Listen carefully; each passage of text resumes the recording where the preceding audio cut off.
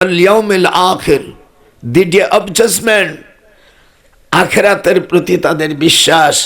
Akamas সালাত, আর তারা নামাজ পরিপূর্ণ করে, কায়েম করে। ওয়া আতাজ যাকাত, আর যাকাত পরিমাণে যদি নিসামে মাল হয় সে যাকাত দেবে।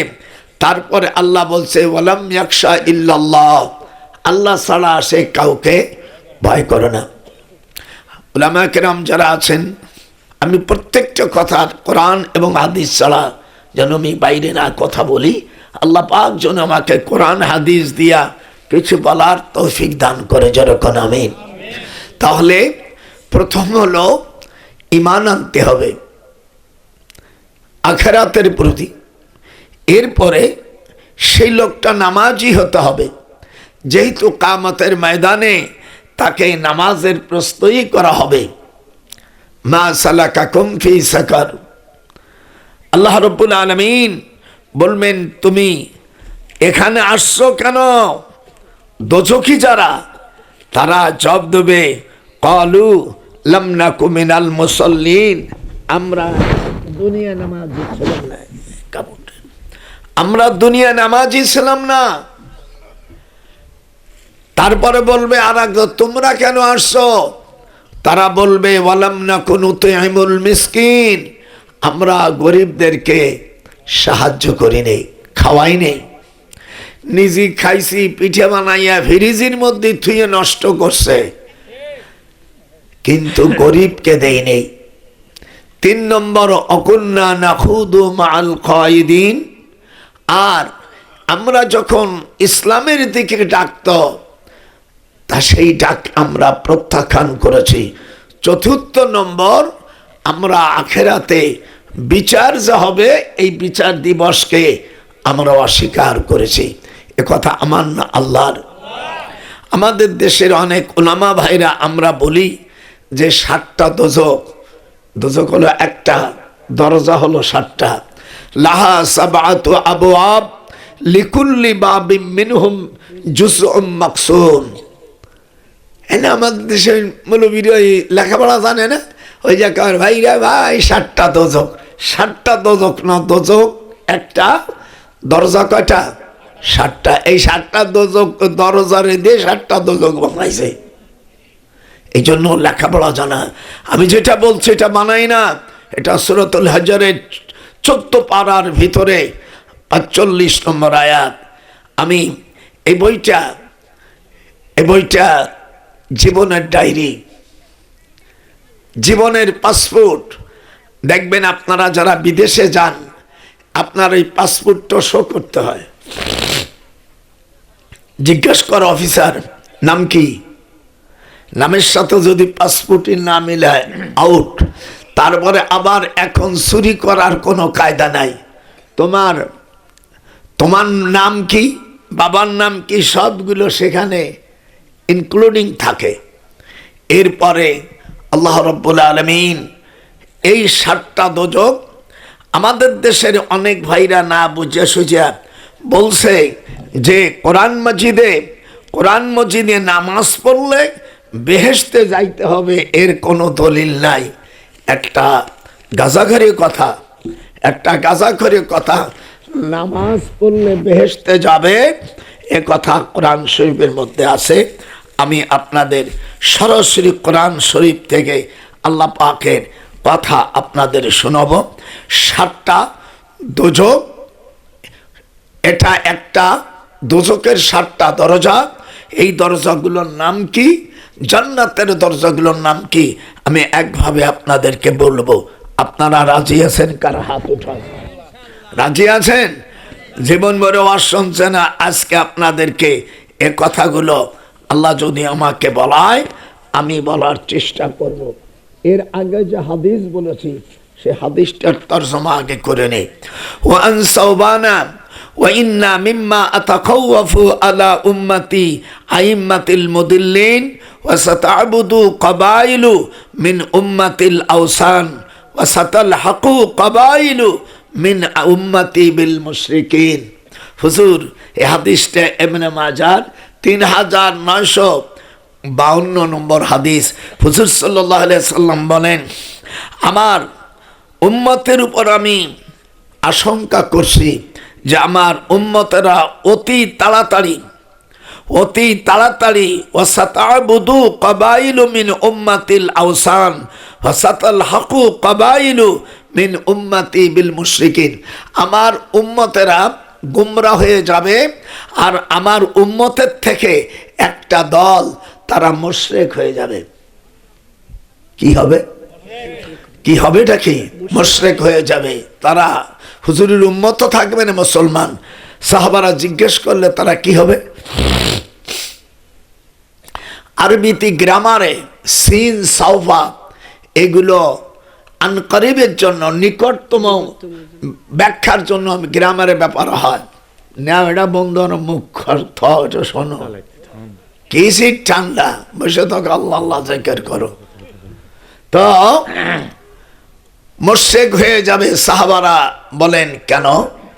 হুজুর বলেন তারা দুনিয়ার নেতৃত্বের জন্য আজ থেকে 1400 বছর আগে দুনিয়ার রাজত্ব ক্ষমতা পাওয়ার জন্য নিজের ধর্মকে বিলীন করে দিয়ে তারা মূর্তি পূজায় সামিল হবে। হাদিস নাম্বার 3952। দেখো তো, আমি বুড়ো মানুষ, আবার নাম্বার চ্যালেঞ্জ যদি আমি বানিয়ে বলি, হুজুর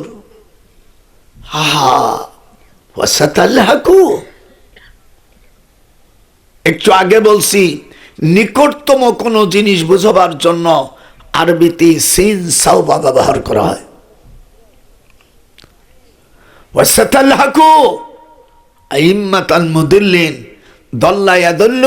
তারা গুমরা হবে। প্রথম তারা আল্লাহকে তারা বাদ দিয়া, রসুলকে বাদ দিয়া আল্লাহর দলের থেকে তাদের ওই মূর্তি পূজাকে তারা বেশি সম্মান দেবে, এবং তাদের নেতৃত্ব পাওয়ার জন্য যে বাধা দেবে,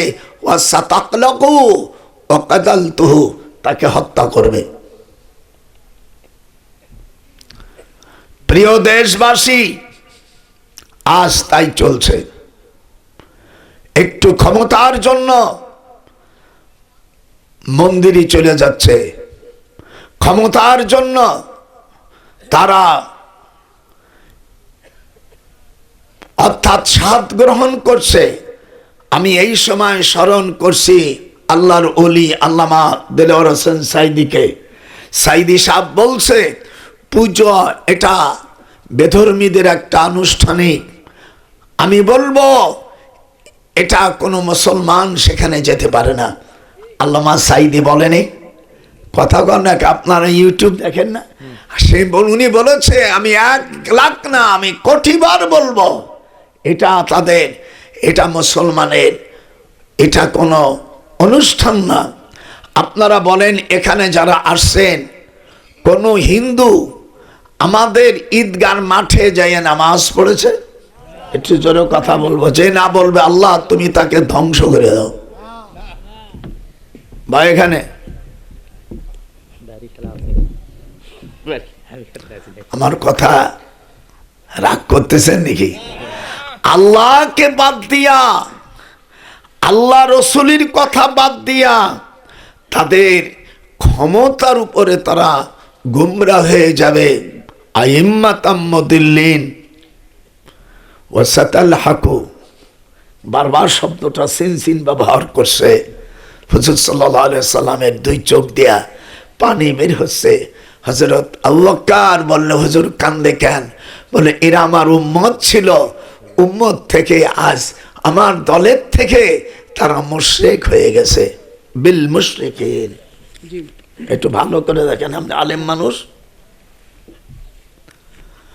আমরা কি তাদের দলে থাকবো?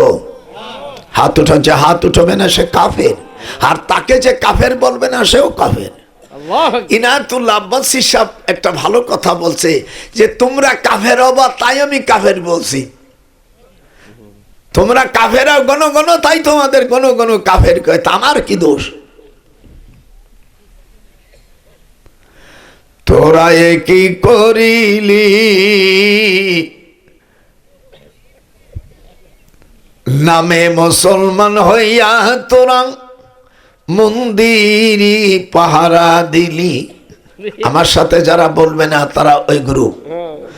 তোরা কি করিলি, হাতটা উঠা আপনারা, তোরা কি করিলি ওলি আল্লাহর মাজার ভাঙ্গা মন্দির পাহারা দিলি।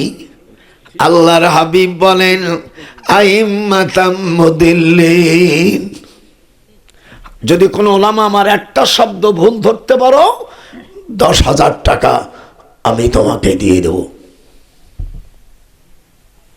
আইসে ওয়াজ করতে টাকা দিয়ে দেব,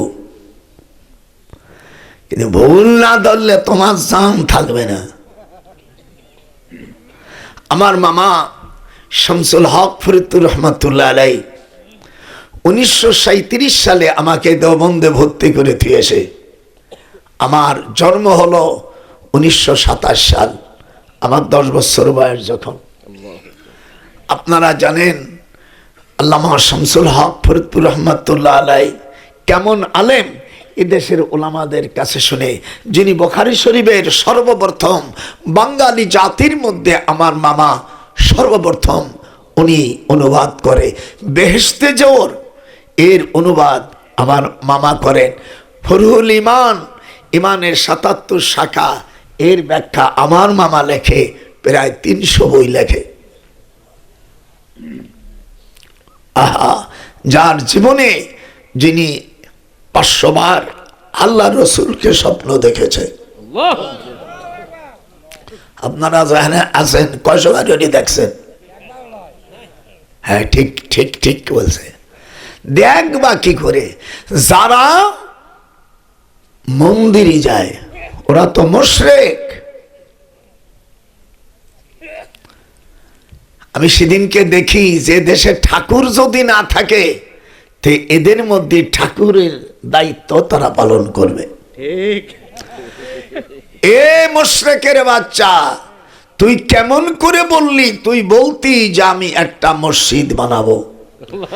মান বানা লিল্লাহি মসজিদান বানাল্লাহু লাহু বাইতান ফিল জান্নাহ। আজকে আমি যেমন বুখারী পড়াই ক্লাসে, আজকে আমরা সকলে ভাই ভাই হিসেবে আমি হাদিস এবং কোরআন দিয়ে বলবো। একটু দেরি হবে, এটা আপনাদের কাছে ক্ষমা চাই নেছে। আর যদি কোরআন হাদিস বাদ দিয়া শয়তানকে খুশি করতে যাও, তোমারও কিয়ামতে খবর আছে।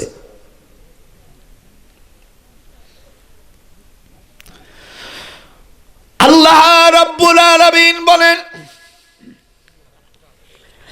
মসজিদ যারা বানাবে তাদের কি গুণ থাকবে?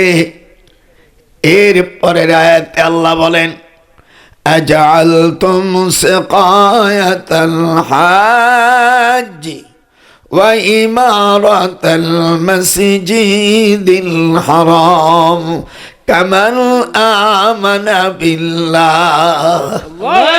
এটা খুশি খুশি।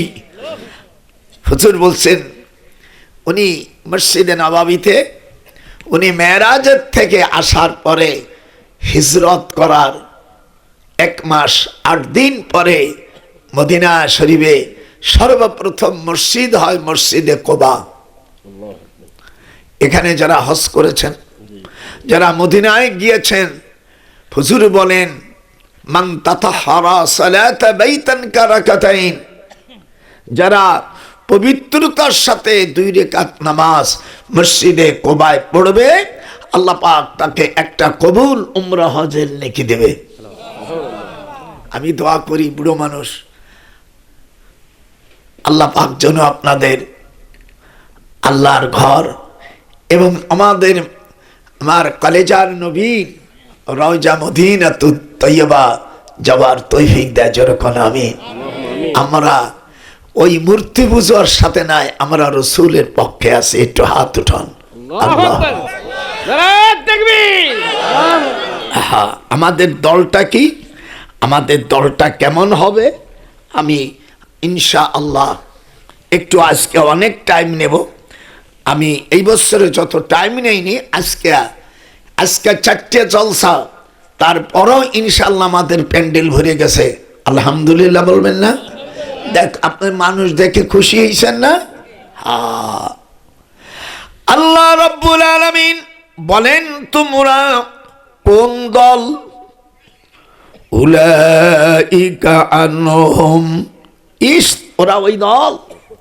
আল্লাহ রাব্বুল আলামিন বলেন, তোমাদের দল হবে উলাইকা হিজবুল্লাহ, আলা ইন্না হিজবাল্লাহি হুমুল মুফলিহুন।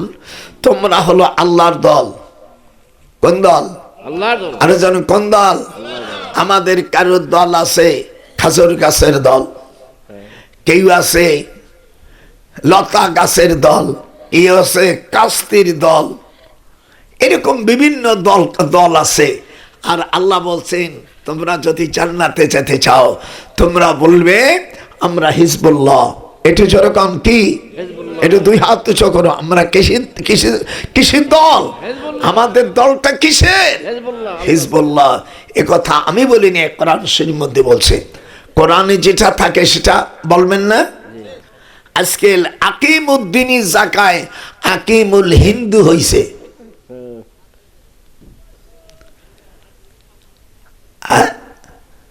বেটা, তোর বাবার কোন বেটা থাকলে আমার কাছে, কোরআন এবং হাদিস চলা হবে না।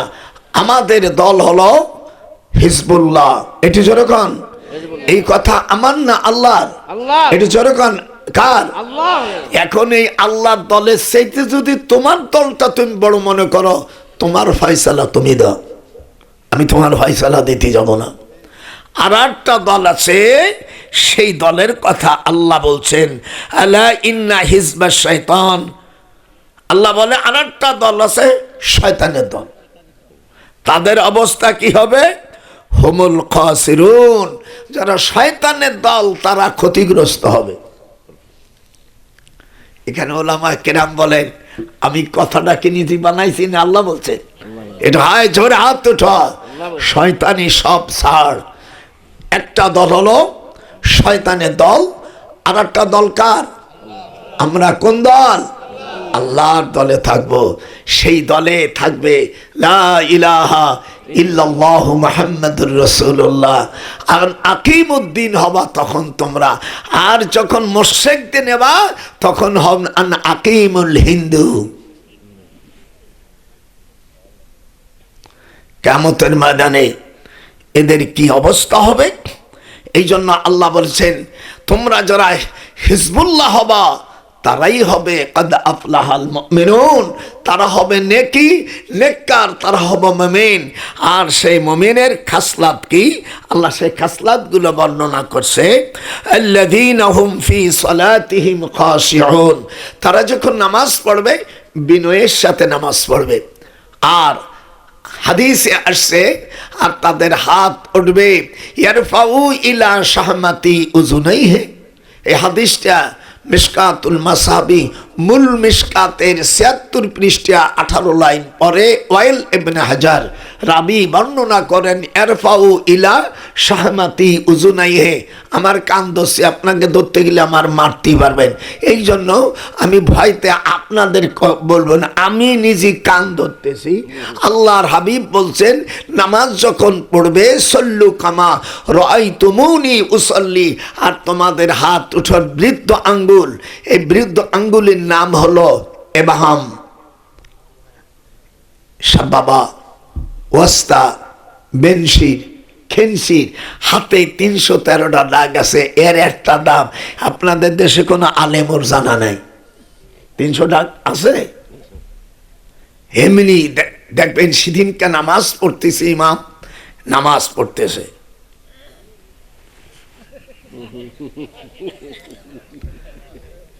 এটা তো আমি মুখ দিয়ে বললাম, একটু হাত দিয়েও দেখালাম, মানে কানের পর্যন্ত উঠই নেই। কিরম আপনিও হাতের উঠলে আর এরম করবেন না। হুজুর বলছেন কানের লথি পর্যন্ত তোমার হাতটা ছোঁয়াইতে হবে। এই কানের নরম জায়গাটার নাম হলো শাহমাতুন। কি নাম? এই যে কানের লতি বাইরে একটা কথা বলে, এটার নাম কি? শাহমাতুন।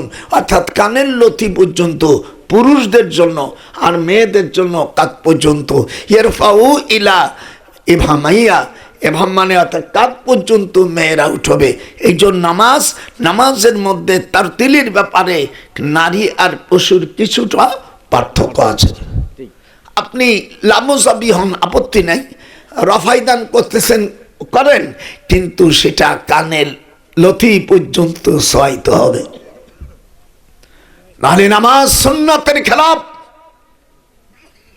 সারা জীবন তুমি নামাজের সাথে প্রহসন করেছ, নামাজ রসুলের হাদিসের সাথে তুমি যে বেয়াদবি করেছ, কিয়ামতের ময়দানে ওই আয়াতের ভিতরে আল্লাহ যখন জিজ্ঞেস করবে দোজখে কেন আসছো, তুমি বলছো যে আমি নামাজ পড়ি নেই।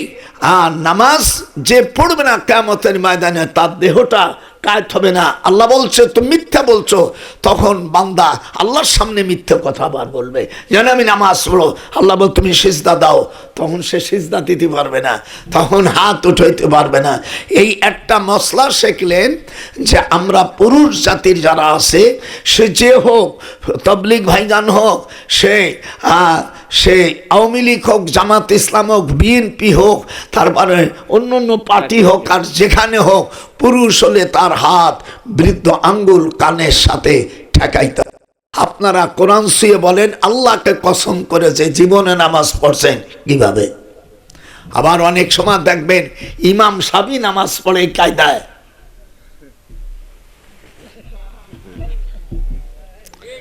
আমি চট্টগ্রাম নামাজ পড়তে গেছি বড় একটা মসজিদে। এই মসজিদে ইমাম সাহেব ওইভাবে, আমি সামনের কাতারে বসছি। ইমাম সাহেবকে বললাম, ভাইজান আপনি আলেম মানুষ, আপনি এতগুলো মানুষের সুন্নাতের খেলাপ করলেন, আল্লাহর কাছে কি জবাব দেবেন? কিন্তু ওর পাশে যে ডিএইচি রয়েছে এটা তো আমি জানি না। আমার দিক বলছে, হুজুর বাড়ি কোথায়? বলে বাড়ি আমার গোপালগঞ্জ।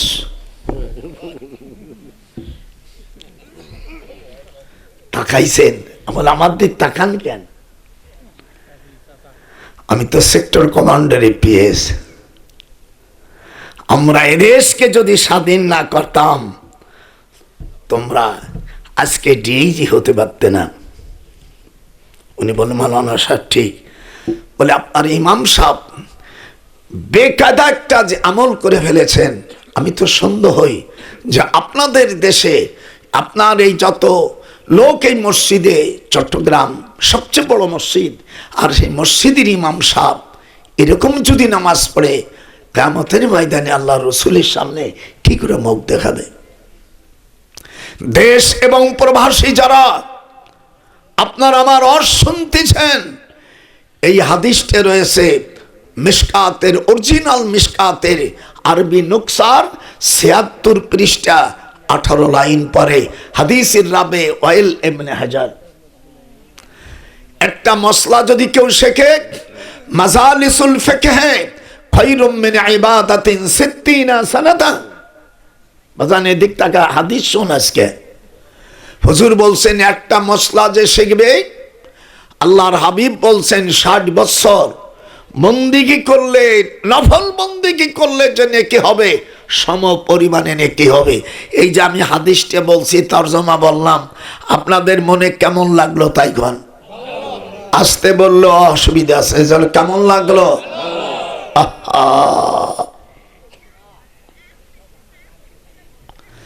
আসেন এবার নামাজ কাতার সোজা করো। ভালো কথা, কাতার সোজা করে বসে যেতে হয়। আর তিরমিজি শরীফের ১৩০ পৃষ্ঠে ২৪ লাইন পরে হাদিস এসেছে, ইদা উকিমাতুস সালাহ ফালা তাকুমু হাত্তা লা তারাউনি। তুমি ওই সময় দাঁড়াবা যখন ইমামকে দেখবে, আমাদের হাইয়া আলাস সালাহ যখন বলবে, তখন তোমরা সকলেই শুধু একমাত্র মুয়াজ্জিন দাঁড়াইয়া একামত দেবে, আর যখন হাইয়া আলাস সালাহ বলবে তখন উঠবে। আর আপনারা আগেতে দাঁড়াইয়া ভাই ভাই কাতার সোজা করি, কাতার সোজা করি, আর বসা নাই। নতুন বেদাত চালু হয়েছে। আর রসুলের হাদিস তিরমিজি শরীফের, কোরআন হাতে রেখে বলছি, যদি না থাকে তিরমিজি নিয়ে আমার কাছে, যদি না থাকে আমার নিজের জিহ্বা আমি নিজে কেটে দেব।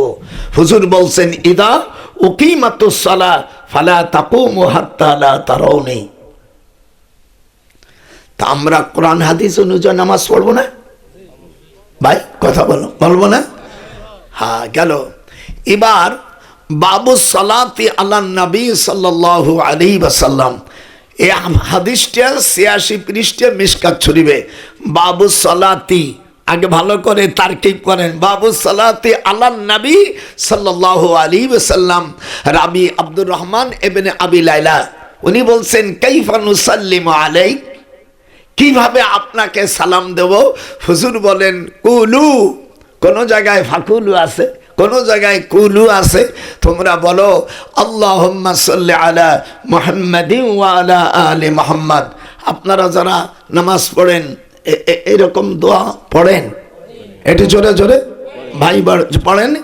এই দুরুদের নাম আমার নবীর নামে কিন্তু দুরুদ, বাবু সালাতি আলান নবী, বাবু সালাতু আলাল ইব্রাহিম বলে কোনো অধ্যায় নাই।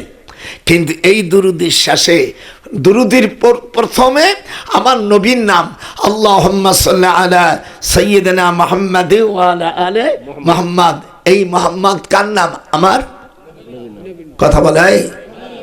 আর শেষে কামা শব্দ দেশে, কাপ হরফে মেসলিয়া মাই মাউসুলা, কামা সাল্লাইতা আলা ইব্রাহিম ওয়া আলা আলি ইব্রাহিম। আমার দেশের মেয়েরা কথা বলে ভাত খাবেন স্বামীর, গীত গাবেন কার? আপনাকে জয়পুরহাটে এরকম কথাবার্তা বলে কিনা আপনারা যদি না জানেন, আমার নাতি বউরা অবশ্যই জানে।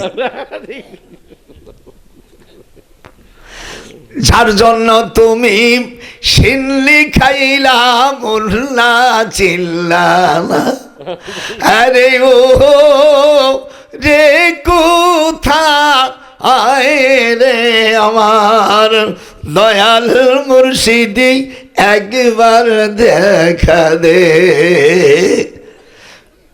যার জন্য তুমি আইলা পাবে, গোপালা নজরুল কয় সেই খোদাকে চিল্লানা, আকাম কুকম করিয়া তুমি নিজের যৌবন নষ্ট করিলাম, হিসাব করলে না।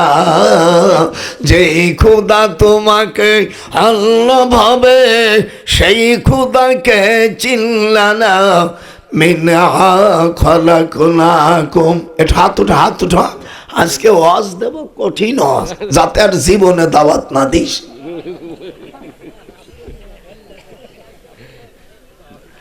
বাবু সালাতি আলা নবী, নবীর নামে দুরুদটা আমাদের দেশের ভাইরা তারে সালাই দেশে দুরুদে ইব্রাহিম কইয়া, দুরুদি ইব্রাহিম বলে কোন অধ্যায় যদি কেউ দেখাইতে পারে, আমি তাকে ১ কোটি টাকা, আমার ঢাকার ২টা বাড়ি, আর আমি প্রতি মাসে যে মুক্তিযোদ্ধার স্যালারি পাই ২০,০০০ টাকা, আমি তার অ্যাকাউন্টে জমা করে দেব।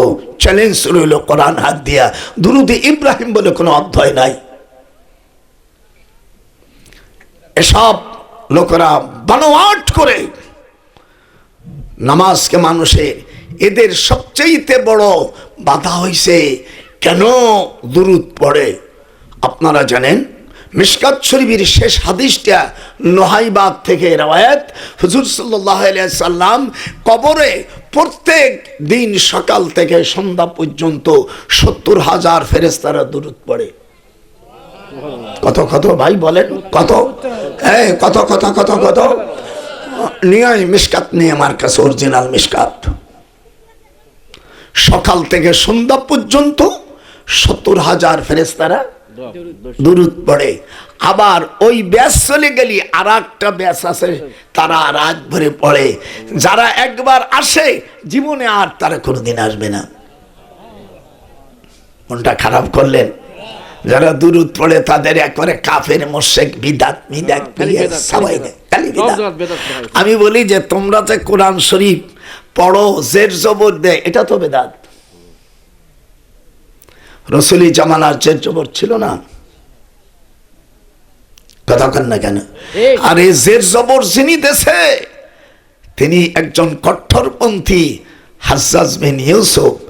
সেই হাজ্জাজ বিন ইউসুফ হযরত আবু বকর সিদ্দিক রাদিয়াল্লাহু তাআলার নাতি আব্দুল্লাহ ইবনে জুবায়েরকে, যিনি মদিনা হিজরত করার পরে আবু বকরের মেয়ে সর্বপ্রথম মদিনা যে সন্তান প্রসব করে তার নাম আব্দুল্লাহ ইবনে জুবায়ের। একটু হাত উঠান, হাত উঠান, হাত উঠান জোরে, আল্লাহু আকবার। হযরতে আসমা সিদ্দিকা রাদিয়াল্লাহু তাআলা আনহা আবু বকরের বড় মেয়ে, আম্মা আয়েশা বড় বোন। হুজুর আম্মা আয়েশা 10 বছর 21 দিনের বড়। ওনাকে হাত বেঁধে কাবা শরীফের কাছে আব্দুল্লাহ ইবনে জুবায়েরকে হত্যা করে।